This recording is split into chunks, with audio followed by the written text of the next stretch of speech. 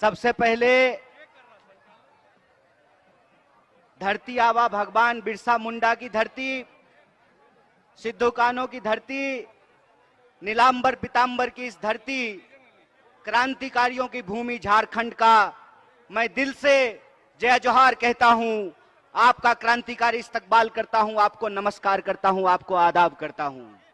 साथियों, मेरी आवाज जहां तक पहुंच रही है, झारखंड के आप तमाम आदरणीय बुजुर्गों का, माताओं बहनों का, किसान मजदूर भाइयों का, हमारे खेतों में काम करके, फैक्ट्रियों में काम करके, दुकानदारी करके, बिजनेस करके, तमाम तरीके से मेहनत करके अपने परिवार का भरण पोषण करने वाले आप तमाम मेहनत कश आवाम का दिल से शुक्रिया अदा करता हूं कि आप सब झारखंड के माताओं बहनों ने, झारखंड के तमाम निवासियों ने जो भारत जोड़ो न्याय यात्रा को अपना समर्थन दिया है, अपना प्यार दिया है, उसके लिए हम आपको कोटि कोटि धन्यवाद कहते हैं।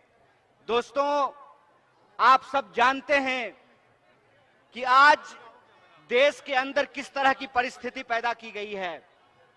आप सब लोग समझदार लोग हैं, आपको समझाने की जरूरत नहीं है, लेकिन मैं आपके बीच कुछ चीजों को साझा करना चाहता हूं, आपको याद दिलाना चाहता हूं कि आज हम किन परिस्थितियों से गुजर रहे हैं। आप सब जानते हैं कि देश के अंदर किस तरीके का माहौल पैदा किया जा रहा है। आपको मालूम है कि जो पिछला 30 जनवरी गुजरा है, 30 जनवरी को हम लोग बापू को याद करते हैं, अपने राष्ट्रपिता महात्मा गांधी को याद करते हैं कि किस तरीके से नफरत ने, हिंसा ने बापू की जान ले ली और बापू ने इस देश के लिए शहादत दी। हम जानते हैं कि किस तरीके से गोडसे ने बापू को गोली मारी और जो बापू कहा करते थे, रघुपति राघव राजा राम, पतित पावन सीताराम, ईश्वर अल्लाह तेरो नाम, सबको सन्मति दे भगवान, उस बापू की हत्या करने की गई। और सिर्फ 30 जनवरी को बापू की हत्या नहीं की गई, मैं आपको याद दिलाना चाहता हूं कि पिछली 31 जनवरी को इस देश में लोकतंत्र की भी हत्या करने की कोशिश की गई। आप जानते हैं कि किस तरीके से चंडीगढ़ में मेयर का इलेक्शन हो रहा था और मेयर के चुनाव में भाजपा के पास संख्या नहीं थी, भाजपा के पास बहुमत नहीं था और आम आदमी पार्टी और कांग्रेस पार्टी के पास बहुमत होने के बावजूद, इंडिया अलायंस के पास बहुमत होने के बावजूद 8 वोट को इनवैलिड करके भाजपा का मेयर बनाया गया। जब चंडीगढ़ में यह साजिश रची जा रही थी, ठीक उसी वक्त झारखंड की इस महान भूमि पर एक भाजपाई साजिश रची जा रही थी। और वो भाजपाई साजिश क्या थी? भाजपाई साजिश ये थी कि इंडिया अलायंस का बहुमत होने के बावजूद हेमंत सोरेन झारखंड के मुख्यमंत्री थे और मुकदमे में फंसा करके एक सरकार को गिराने का प्रयास किया गया और एमएलए को खरीदने का प्रयास किया गया। और आप सबको हम बधाई देना चाहते हैं, झारखंड के आप तमाम माताओं बहनों का, कि ये आपका आशीर्वाद है कि इंडिया अलायंस रांची में कायम है। हमने उनके दांत खट्टे कर दिए हैं, हमने विश्वास मत हासिल कर लिया है और श्री चंपई सोरेन झारखंड के मुख्यमंत्री बने हुए हैं। इस बात की चर्चा मैं आपके सामने क्यों कर रहा हूं? इस बात की चर्चा हम आपके सामने इसलिए कर रहे हैं कि है झारखंड के माताओं बहनों, है झारखंड के नागरिकों, है झारखंड के निवासियों, आपको एक बात समझना पड़ेगा। आपको समझना पड़ेगा कि यह भाजपाई साजिश झारखंड के खिलाफ है, यह भाजपाई साजिश आदिवासियों के खिलाफ है, यह भाजपाई साजिश जमहूरियत और लोकतंत्र के खिलाफ है, यह भाजपाई साजिश इस देश में गरीबों के खिलाफ है, किसानों के खिलाफ है, महिलाओं के खिलाफ है, नौजवानों के खिलाफ है। यह बात हमको समझनी पड़ेगी। हमको समझना पड़ेगा कि आज हमारे साथ किस तरीके से एक एक करके हमारे हक और अधिकार छीने जा रहे हैं। हमको समझना पड़ेगा कि किस तरीके से लोकतंत्र का गला दबाया जा रहा है। हमको समझना पड़ेगा कि आज हमारे आप तमाम लोगों की लड़ाई क्या है, संघर्ष क्या है, इस बात को हमको समझना पड़ेगा। एक बात आप हमको सोच करके बताइए कि ये भाजपा के लोग जहां जाते हैं वहां जाकर के सरकार को, चुनी हुई सरकार को खरीदने और बेचने का काम करते हैं, विधायक को खरीदने की कोशिश करते हैं, मुख्यमंत्री को मिलाने का काम करते हैं। बिहार में इन्होंने, आपने देखा क्या किया। बिहार में नीतीश कुमार जी इंडिया अलायंस के पार्ट थे और नीतीश कुमार जी के ऊपर दबाव बनाया और नीतीश कुमार जी पलटी मार करके इंडिया से निकल करके एनडीए में जाकर के शामिल हो गए। वही कोशिश रांची में की गई, वही कोशिश झारखंड में की गई। कोशिश यह किया गया कि यहाँ के मुख्यमंत्री पर भी दबाव बना करके उनको इंडिया से निकाल करके एनडीए में शामिल करा लिया जाए। लेकिन मैं आप तमाम लोगों को बधाई देना चाहता हूं। मैं झारखंड की इस महान भूमि की महान जनता को बधाई देना चाहता हूं कि आपने भाजपा इस साजिश को नाकाम किया और उनको बता दिया कि हम बिकने वाले नहीं हैं, हम बेचने वाले नहीं हैं, हम इस देश को बचाने वाले लोग हैं। बोलिए, आप बेचने वाले हैं कि बचाने वाले हैं? आप बेचने वाले हैं कि बचाने वाले हैं? बचाने वाले। अगर आप बचाने वाले हैं तो मैं आप तमाम लोगों को एक बात कहना चाहता हूं कि ये कांग्रेस पार्टी का संकल्प है, ये कांग्रेस पार्टी का संकल्प है, ये राहुल गांधी का संकल्प है। ए भाजपा वालों, जितना दम है उतना दम लगा लो। हमने तुमको, तुम्हारे आकाओं को, अंग्रेजों को हराया था, हम तुमको भी हराएंगे। इस बात को याद रखना, इस बात को याद रखना कि इस देश के भीतर जब तक किसानों को न्याय नहीं मिलता है, इस देश के भीतर जब तक युवाओं को न्याय नहीं मिलता है, इस देश के भीतर जब तक महिलाओं को, आदिवासियों को, दलितों को, गरीबों को न्याय नहीं मिलता है, यह भारत जोड़ो न्याय यात्रा जारी रहेगी। और यह भारत जोड़ो न्याय यात्रा की ताकत है कि हम जहां जहां जा रहे हैं, जहां जहां होती है भारत जोड़ो न्याय यात्रा की आहट, वहां बढ़ने लगती है भाजपाई घबराहट। जहां जहां होती है भारत जोड़ो न्याय यात्रा की आहट, वहां वहां बढ़ने लगती है भाजपाई घबराहट। और ये घबरा करके हमारी चुनी हुई सरकार को गिराने का प्रयास करते हैं। ये कोशिश करते हैं कि आम आवाम को आपस में लड़ाया कैसे जाए। आप जानते हैं कि हमारा देश अंग्रेजों के पास 200 साल तक गुलाम रहा। और यह गुलामी क्यों रही? यह गुलामी इसलिए रही कि भारतवासियों को आपस में लड़ाया जाता था, हिंदू मुसलमान कराया जाता था, जातियों को आपस में लड़ाया जाता था। और यही भाजपाई साजिश है कि झारखंड के लोगों को भी आपस में लड़ाया जा रहा है। तो हम अपने आदिवासी भाइयों और बहनों को कहना चाहते हैं कि जल जंगल जमीन पे पहला अधिकार आदिवासी का, फिर बाकी भारतवासी का, ये हमारा संकल्प है। यह जो जल जंगल जमीन की लड़ाई है, जो कांग्रेस पार्टी ने इस देश में आदिवासियों को हक और अधिकार दिलाए हैं, चाहे कितनी भी कोशिश कर लीजिए, नरेंद्र मोदी जी, आप आदिवासियों का हक और अधिकार नहीं छीन सकते हैं। यह बात हम आपको कहना चाहते हैं। हम आपको कहना चाहते हैं कि झारखंड के लोगों की रगों में भगवान बिरसा मुंडा का खून बहता है, झारखंड के लोगों के रगों में सिद्धू कान्हू का खून बहता है, झलकारी बाई का खून बहता है, नीलांबर पीतांबर का खून बहता है। आप झारखंड के लोगों को उनके हक और अधिकार को छीन नहीं सकते हैं। इसीलिए हम आप तमाम लोगों से एक अपील करना चाहते हैं कि जिस तरीके से आज आदिवासी लोगों को लड़ाने का प्रयास किया जा रहा है, हमारी पार्टी झारखंड के भीतर इस मत के साथ है कि जो सरना लोग अधिकार मांग रहे हैं, अलग धार्मिक कोड का अधिकार मांग रहे हैं, भारतीय राष्ट्रीय कांग्रेस सरना कोड का पूरे दिल से समर्थन करती है, पूरे दिल से समर्थन करती है। और जो पेशा कानून हम लेकर के आए हैं, उस पेशा कानून को ये बदलने की कोशिश कर रहे हैं।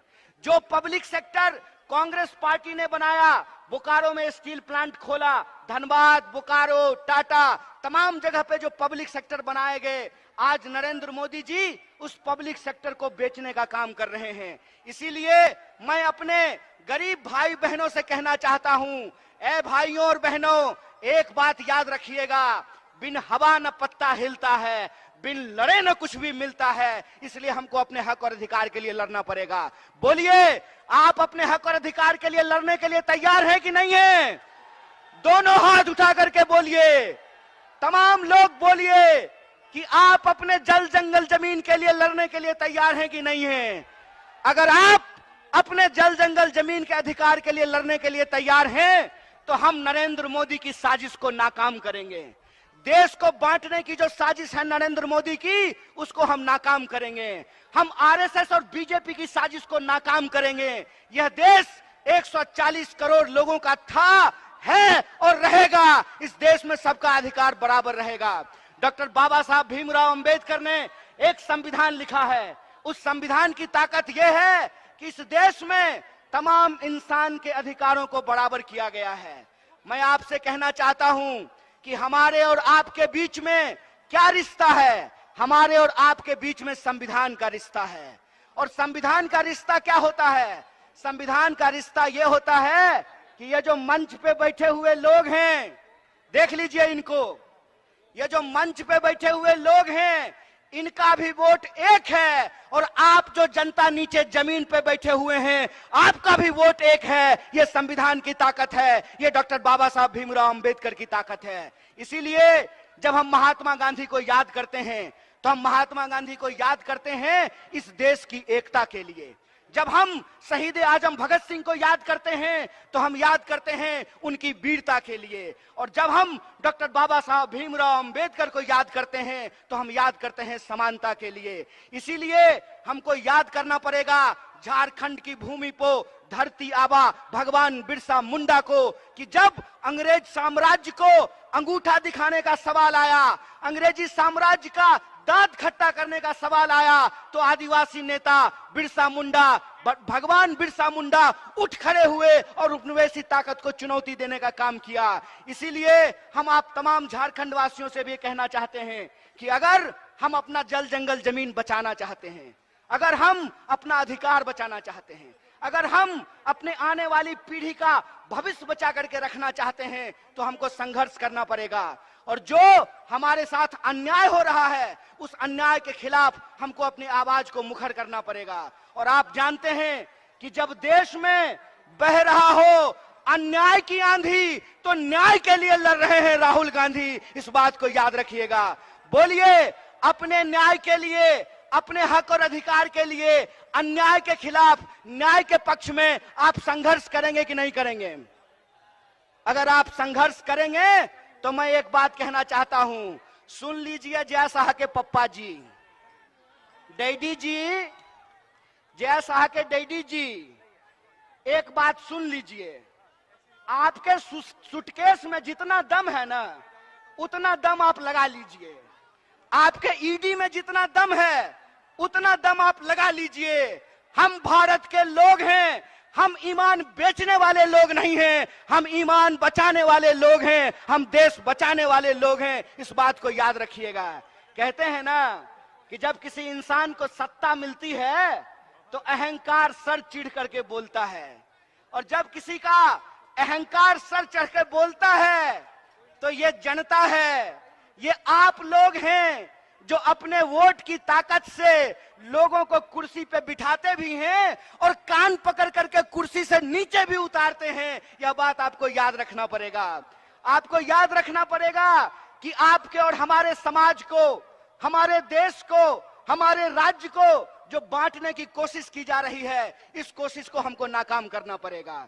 हमको यह सोचना पड़ेगा कि नेता अगर अपने बच्चा के बारे में सोच सकता है तो आदिवासियों को भी अपने बच्चे के बारे में सोचना पड़ेगा, दलितों को भी अपने बच्चे के बारे में सोचना पड़ेगा, गरीबों को भी अपने बच्चे के बारे में सोचना पड़ेगा, किसानों को भी अपने बच्चे के बारे में सोचना पड़ेगा, मजदूरों को भी अपने बच्चे के बारे में सोचना पड़ेगा। आपको सोचना पड़ेगा कि इस देश के भीतर आज जो नीतियां लाई जा रही है, उन नीतियों के चलते एक एक करके हमसे हमारा हक और अधिकार छीना जा रहा है, सारा संसाधन छीना जा रहा है। आप एक बात पर विचार करके बताइए कि इस देश के भीतर बीसीसीआई का सेक्रेटरी बनेगा गृह मंत्री का बेटा है। मतलब बीसीसीआई के सेक्रेटरी को बनाने के लिए गृह मंत्री जी तैयार हैं। गृह मंत्री के बेटा को मिलेगा बीसीसीआई का सेक्रेटरी और आम लोगों के बच्चों को मिलेगा 4 साल की ठेके वाली नौकरी। तो हम कहना चाहते हैं कि यह जो ठेके वाली नौकरी है, इसको बंद करना पड़ेगा। अगर इस देश में मंत्री बनेंगे 5 साल के लिए, प्रधानमंत्री बनेंगे 5 साल के लिए, तो मैं पूछना चाहता हूं कि गरीबों का बच्चा, आदिवासियों का बच्चा क्यों नौकरी करेगा 4 साल के लिए? आप जानते हैं कि इस देश में गरीबों के बच्चों के साथ अन्याय किया गया है। क्या अन्याय किया गया है कि एक अग्निपथ योजना लाई गई है और उस अग्निपथ योजना के चलते फौज में जो अस्थाई नौकरी होती थी, उस नौकरी को समाप्त कर दिया गया है। आप कोई भी डिपार्टमेंट उठा करके देख लीजिए, अस्थाई नौकरियों को समाप्त किया जा रहा है, ठेके पे नौकरी दी जा रही है। तो मैं आपसे ये पूछना चाहता हूं कि जब इस देश में प्रधानमंत्री 5 साल के लिए होगा, तो अग्निवीर में 4 साल के लिए नौकरी क्यों दी जा रही है? ये इस देश के नौजवानों के साथ अन्याय किया जा रहा है। इसीलिए मैं नौजवानों से अपील करना चाहता हूं, हे नौजवान, ये आपके हक और अधिकार की लड़ाई है। अगर आप अपने हक और अधिकार के लड़ाई के लड़ने के लिए तैयार हैं, तो आपको न्याय योद्धा बनना पड़ेगा। आपको भारत जोड़ो न्याय यात्रा में शामिल होना पड़ेगा, अपनी नौकरी के लिए, अपने आत्मसम्मान के लिए। इसीलिए हमारी पार्टी ने, कांग्रेस पार्टी ने एक कार्यक्रम शुरू किया है कि इस देश के जो जवान आर्मी में जाना चाहते हैं, आर्मी में सेवा करना चाहते हैं, देश की सेवा करना चाहते हैं, उन लोगों को आज उससे वंचित रखा जा रहा है। इसके खिलाफ हमने एक कार्यक्रम शुरू किया है जिसका नाम है जय जवान। हमारा यह मानना है कि जब होगा जय जवान, तभी बना रहेगा जय हिंदुस्तान, तभी होगा हिंदुस्तान महान। इसीलिए हम लोग एक बात कहते हैं कि भारत जोड़ो न्याय यात्रा में हम 5 तरह का न्याय चाहते हैं। हम न्याय चाहते हैं इस देश में नौजवानों का, युवाओं का। हम न्याय चाहते हैं इस देश में, इस देश के वो तमाम लोग, चाहे आदिवासी हो, दलित हो, ओबीसी हो, महिला हो, किसान हो, मजदूर हो, गरीब हो, हम उनका न्याय चाहते हैं। और इसी न्याय की मुहिम को लेकर के यह भारत जोड़ो न्याय यात्रा चल रही है। और तमाम राज्यों से गुजरते हुए हम झारखंड पहुंचे हैं। और जब हम झारखंड पहुंचने वाले थे, तो जय शाह के पप्पा ने पूरा कोशिश किया, खूब फोन लगाया, खूब जो है विधायक खरीदने की कोशिश की। लेकिन आप झारखंड की जनता महान है, आपके नेता महान हैं कि उनका दौलत रखा रह गया, उनका सूटकेस रखा रह गया, आपका सरकार बरकरार है, आपके मुख्यमंत्री बरकरार हैं। इसके लिए हम आपको बधाई देते हैं। इसीलिए आज जो गंभीर परिस्थिति है, इस परिस्थिति में हम आप तमाम लोगों से अपील करना चाहते हैं कि देश में कमर तोड़ महंगाई है, लगातार हर चीज महंगी होती जा रही है। जो तेल 80 रुपए किलो मिलता था, आज 200 रुपए किलो मिल रहा है। जो पेट्रोल 50 रुपये लीटर मिलता था, आज 100 रुपये लीटर मिल रहा है। जो एलपीजी का सिलेंडर 500 रुपए में मिलता था, आज 1200 रुपए में मिल रहा है। लगातार महंगाई बढ़ती जा रही है, लगातार बेरोजगारी बढ़ती जा रही है। आप जानते हैं कि देश में 45 साल में सबसे ज्यादा बेरोजगारी है आज की तारीख में। भारत दुनिया का सबसे नौजवान देश है, दुनिया का हर 5वां नौजवान भारतीय है। लेकिन हमारा दुर्भाग्य यह है कि आज देश में सबसे ज्यादा बेरोजगारी है। एक तरफ कमर तोड़ महंगाई है, दूसरी तरफ कमर तोड़ बेकारी है, और तीसरी तरफ आप आए दिन यह खबर सुनते होंगे कि महिलाओं के ऊपर अत्याचार हो रहा है।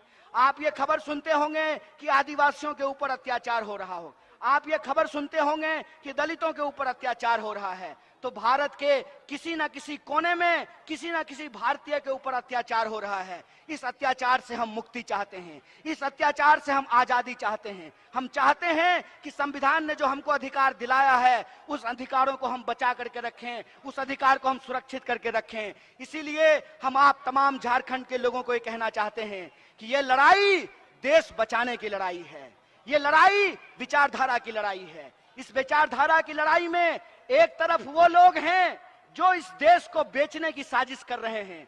वो क्यों कर रहे हैं कि वो बड़े बड़े धन्ना सेठों से चंदा लेते हैं और चंदे के दम पर मीडिया को खरीदते हैं और जनता के सवालों को गुमराह करने का काम करते हैं।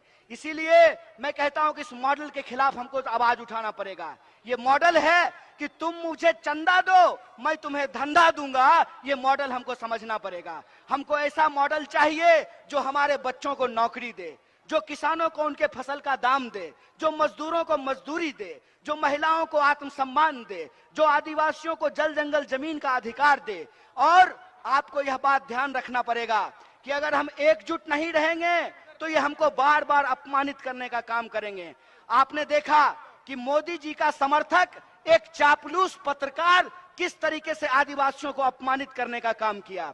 हेमंत सोरेन के नाम पर, हेमंत सोरेन के बहाने किस तरीके से उन्होंने आदिवासी अस्मिता को अपमानित करने का काम किया। वो जो बेशरम पत्रकार था वो टीवी पे आकर के कहता है कि आदिवासियों को जंगल में रहना चाहिए। अरे हमारे पुरखे जंगल में रहते रहे हैं, हमको जंगल में रहने से परहेज नहीं है, लेकिन जितना यह देश तुम्हारा है उतना ही देश हमारा भी है। अगर तुम्हारे बच्चे अंग्रेजी स्कूल में पढ़ेंगे तो हमारे बच्चे भी अंग्रेजी स्कूल में पढ़ेंगे। आपने आदिवासियों को अपमानित करने का काम किया है। इसीलिए हम झारखंड के तमाम लोगों से कहते हैं कि हमारे आपके अधिकार की लड़ाई है। इस अधिकार की लड़ाई में 5 तरह के न्याय को सुरक्षित करके एक मुट्ठी की तरह हमको एकजुट रहना पड़ेगा। और अगर हम एकजुट रहेंगे तो हमको कोई हरा नहीं सकता है, कोई माई का ताकत लाल जो है हमारी ताकत हमसे छीन नहीं सकता है। इसीलिए मैं आपसे आखिरी अपील करना चाहता हूं कि आने वाले दिनों में आपको बांटने की कोशिश की जाएगी, आपको लड़ाने की कोशिश किया जाएगा, आपको धर्म के नाम पे भटकाने का कोशिश किया जाएगा। आपको एकजुट रहना है। बोलिए, आप एकजुट रहेंगे कि नहीं रहेंगे? अगर आप एकजुट रहेंगे तो हम आपसे वादा करते हैं कि यह इंडिया अलायंस न सिर्फ भारत को बचाएगा बल्कि आने वाले दिनों में हम तमाम आम आवाम के लिए एक बेहतर भारत का निर्माण करेगा। इसी आशा और विश्वास के साथ जो हमारे झारखंड प्रदेश कांग्रेस कमेटी के तमाम नेता यहाँ मौजूद हैं, उनका शुक्रिया अदा करते हुए और आप सबका शुक्रिया अदा करते हुए अपनी बात को खत्म करूंगा। शुक्रिया। इनकलाब जिंदाबाद। जय जोहार, जय जोहार, जय जोहार, जय जोहार, जय झारखंड, जय हिंद, जय भारत, जय कांग्रेस।